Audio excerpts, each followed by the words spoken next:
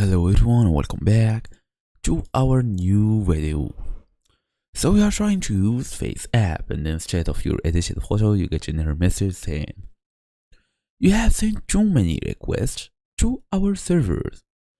So this is incredibly frustrating, especially when you have paid subscription and just want to use the app you are paying for. So this error is exactly what it sounds like. FaceApp servers thinks you are sending too many requests in a short period of time.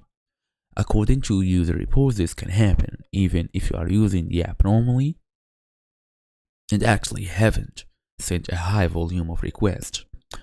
It's likely a rate limiting issue on FaceApp's end, not necessarily something you did wrong. So the good news is that this is usually temporary.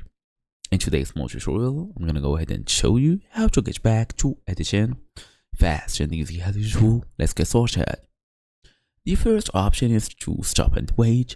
This error is often triggered by a rate limiting system on FaceApp server. The most effective fix is simply to stop using the app for a while. Put your phone down, wait for like 15-30 minutes and try again.